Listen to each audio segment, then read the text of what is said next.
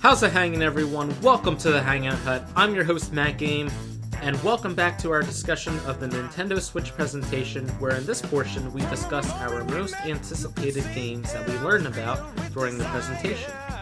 If you have not seen part 1 of this video, there will be a link to this video in the description below and also in the end screen.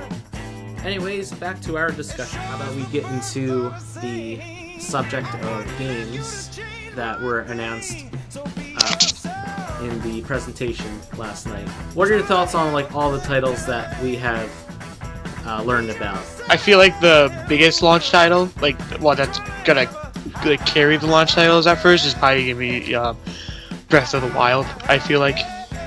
Yeah, that's been hyped on for so long. So a lot of rumors were also saying that it's not gonna be a launch title, but when that happened, I didn't really feel like that. I always felt like Zelda was going to be a launch title, mostly because of they were making such a big deal about Breath of the Wild. So I never really thought they would delay it more. Yeah. After the Switch launches and stuff. I think before a while back, I think it was rumored that Super Mario, the newest Super Mario game, was going to be the launch title, and then Zelda was going to be delayed until a later date. But yeah, and Splatoon was going to be a package game. Yeah, but there was a lot of crazy rumors. Yeah.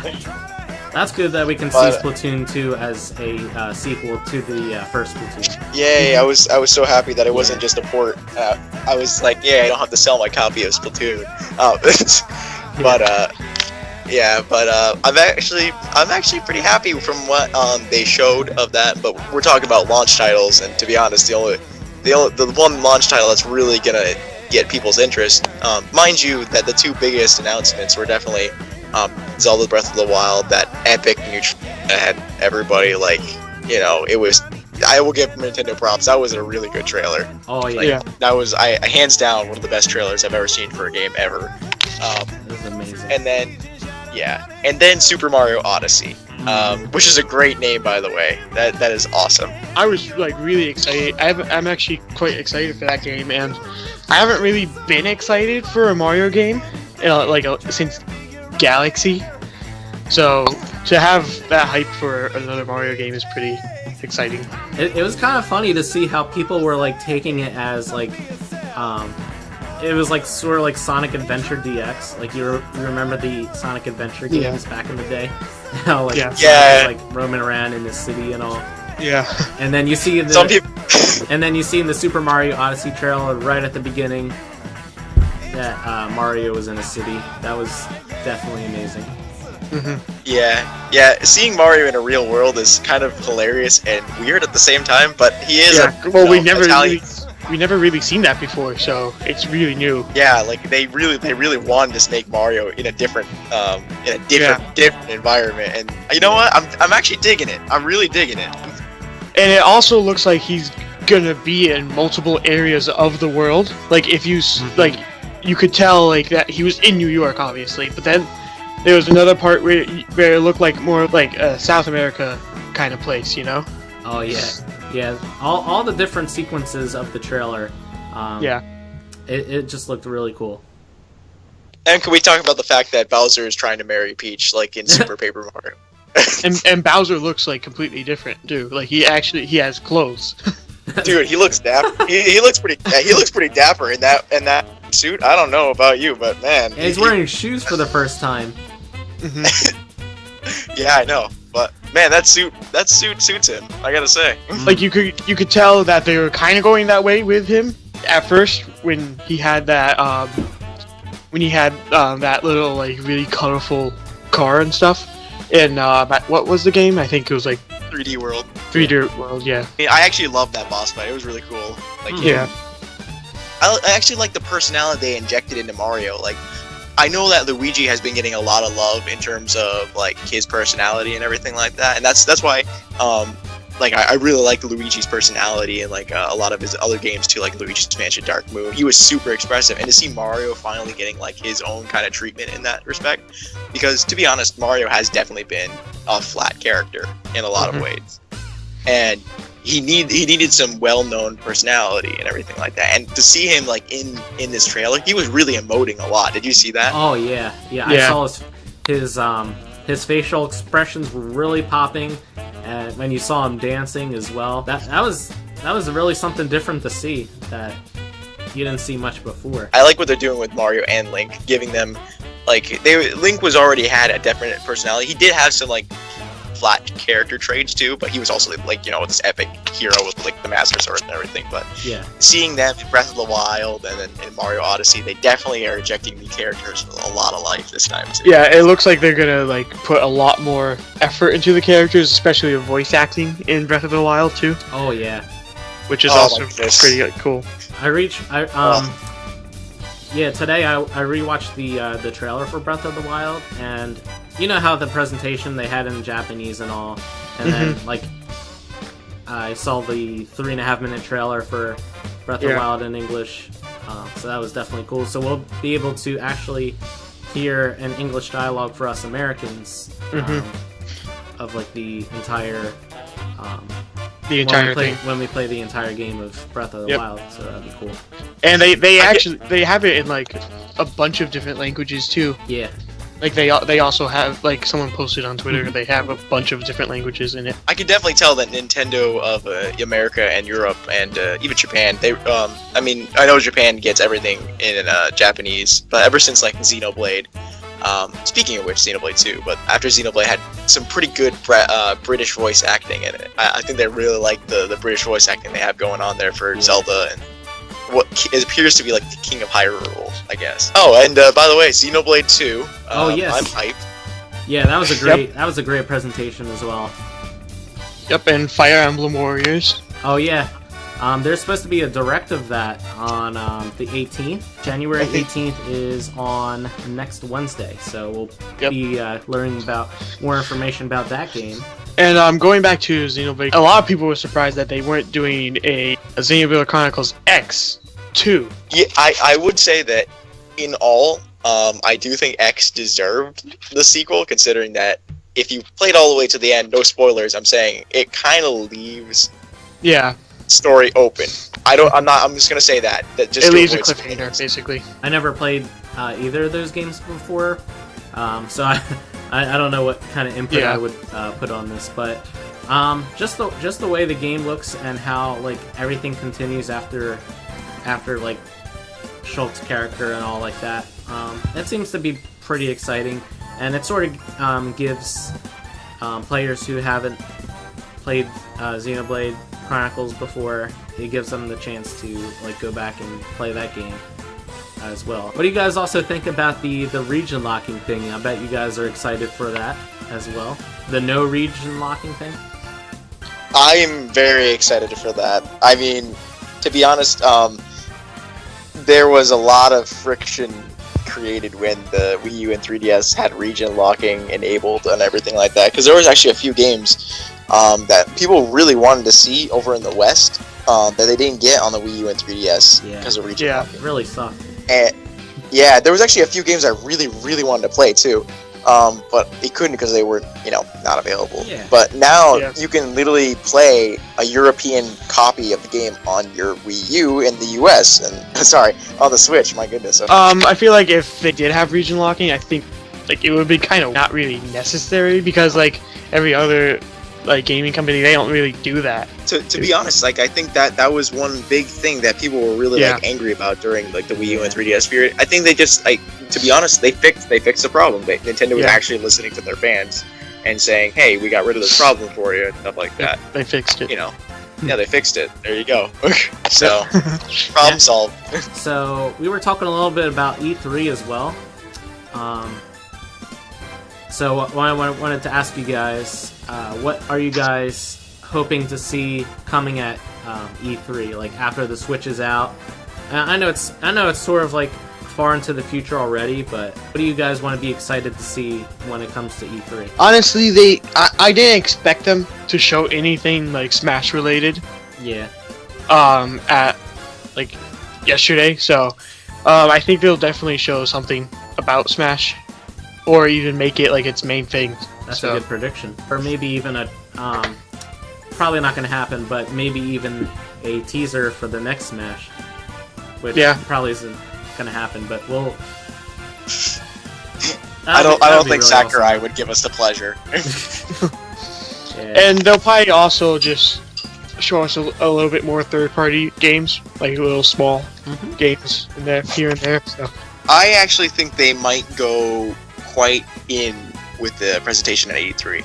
I think the presentation here was just like, hey, here's our hardware and stuff like that. And even though it was just like a little bit off, I think that E3 might be the big one, because they had EA. They had EA in there. I know people are going to be like, EA. I mean, but they kind of do need them because they have their sports games and stuff like that. That's true. But you know, like Sega, they have Bethesda on board. That's big for Nintendo. Like having Bethesda on board with this system, they need the third-party support. And seeing it at E3, if they continue to have it and they show us the projects that they're working on and they won't get canceled by next year or something like that, that means the Switch is going to be successful. It'll definitely outsell the Wii U at that point. If it doesn't, well, we could be looking at a repeat. But at least we know that the first-party support is going to be definitely good, because we have Mario Kart, Smash Brothers. We already know we're getting into Smash Brothers. We know this. Yeah, it's pretty much a given. And I'm sure, since like they're combining the Switch as their home console hybrid handheld system, I'm pretty sure we can expect a Pokemon game to come out too. I was wondering what happened to the rumored Pokemon Stars. Like I was like wondering why they didn't show up at all in the presentation, but who knows, maybe that'll be at E3. So lots of cool things to look forward to. There's a lot of mystery still about the Switch. So well, it has been like almost 2 months since Sun and Moon has came out, so I guess like people are still hype about Sun and Moon, like as their individual games. And people also, like data miners, they found Pokemon, like they can walk with you. So that running animations. Yeah, they found running animations in the game. So, and we haven't actually seen that on the 3DS. So we will probably see that on the not the Wii U, on the Switch if they we're in Switch mode now. Yeah, if they port the Sun and Moon onto Switch. Yeah, definitely. I mean, if there's anything I'm looking forward to E3, I would definitely be 100% if they gave me a Metroid game. Just please, for the love, give me a Metroid game. That would be cool. Yeah, maybe even a 3D Kirby too. I would be pretty satisfied with that. Yeah, that'd be neat. Yeah, I was gonna say the same thing too. I feel like though, if they do show Metroid, I feel like it won't be released until next year. Unfortunately, but I do feel like that it won't be released until next year. Yeah, I could see that happening. That does sound realistic. Yeah. Not to get anybody's hopes up or my own hopes, but yeah. I know that the producer of Metroid was saying that after he finished Federation Force, he was saying that he wanted to make the character Psylocke from Metroid Prime Hunters. I don't know if you remember that character, but he's one of the hunters in that game. Yeah. He was very mysterious. He stole Federation technology, and I believe, spoilers, Federation Force, I don't think anybody really cares, though. But at the end, you actually see someone that looks strikingly similar to Psylocke in there, and he said that he wants him to be the main villain of like a Prime game or something like that. Or maybe even a new 2D Metroid. Either one I'll take. So yeah. And me like never really playing a Metroid game before. Like I played a little bit of it, but I think like I would be really hyped to finally get like started into the series. Yeah, for me, I've played I think only the the original NES one and the Super Metroid. I don't think I've played any of the new like the 3D Metroid games before, so that'd be a totally new experience for me. Like I'll have to go in and try other M's sometime, or even Federation Force if that goes down in price. Yeah, to be honest, I will defend them beyond it. I honestly don't think they deserve as much hate as they get. Yeah. They're not Sonic 06 levels of bad. And speaking of Sonic Mania and Project Sonic 2017 look promising. They actually look like good Sonic games. So bringing us back to the past. That's right. But other than that, yeah, maybe there's a lot of cool Nintendo IP to come out. We already know we're getting a Zelda, and definitely a lot more third-party support, which I'm more like. That's one of the biggest things I'm excited about. Over 80 games in development. So I wonder what they could be. I think it's good to mention one last thing other than games. One quick thing, but speaking of Amiibo, I know that it's probably like over 100 of them. I think people are slightly sick of collecting toys to life now, but they just released that a new Zelda Breath of the Wild Amiibo just came out the other day. Yeah, those are like probably like one of my favorite looking Amiibos. They look really good. What do you guys think about Amiibo continuing? Do you think, since they sold like over 10 million Amiibo or something like that, do you think that Amiibo will continue through the year, or do you think we'll just stop at Breath of the Wild?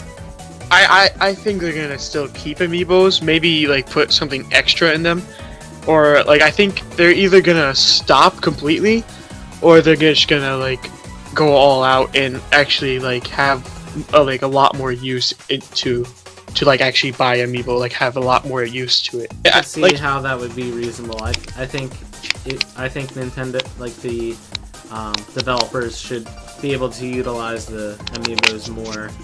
Yeah. Maybe like a separate game mode or something like that. Yeah.